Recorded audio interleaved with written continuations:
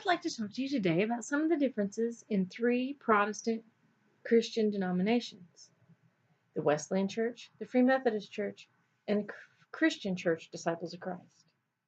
I was raised in the Lawrenceville Wesleyan Church, which is also the same church that both of my parents were brought up in. Although my husband and I were married in this church, we did not attend much during the first few years of our marriage. In 1997, we started attending the Wesleyan Church regularly and soon became very involved with the activities in this church.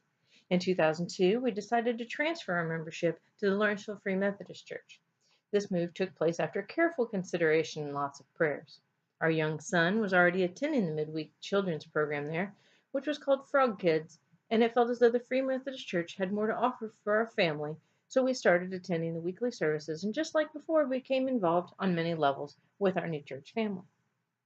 On the subject of doctrine, the Wesleyan Church was once called Pilgrim Holiness Church, which is very similar to the Methodist movement.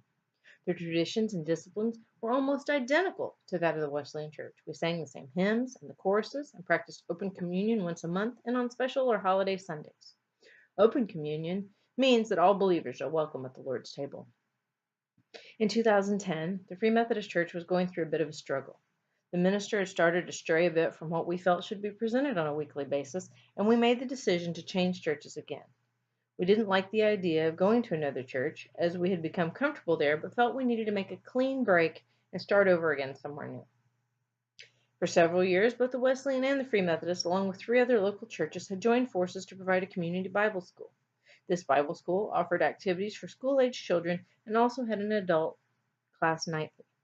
One of the other churches involved was the First Christian Church Disciples of Christ. The minister from FCC led this adult class on several occasions, and we liked the way he had of presenting the lesson, so we decided that we would visit the church that he pastored and see if we liked it. We did in fact like it, and started attending every Sunday, and did so for 3 years before we made the decision to become members. Although the Word of God remained the same as in our previous experiences, the way they conducted their services was quite different. For example, the Disciples of Christ practice open communion every Sunday, and there's no altar at the front of the church. Another thing that got my attention was that a lot of the positions that were held by men at other churches were held by women.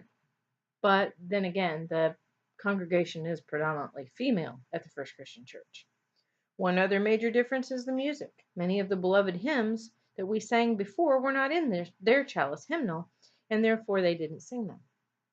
This was very disappointing to me at first, but because it seemed like we were singing the same hymns over and over again week after week. But I've gotten used to that, and it doesn't bother me anymore, and we enjoy our worship services and the music. Another obvious difference would be that the Christian church is considered a theologically liberal denomination. This is a big change for me, as I come from a very conservative background, an equally theologically conservative church. In regards to the Christian church's stance or position on controversial topics, both religious and secular, their position is that they have no position on these matters, and each individual congregation has the final say on the matters. I can say that I've learned that all 3 of these churches are Christ-centered and the people are genuine. The friendships created are steadfast and true. Although some of the traditions and methodologies differ, when it comes to the most important part, the delivery of the Word of God, they all share the same message. Thank you.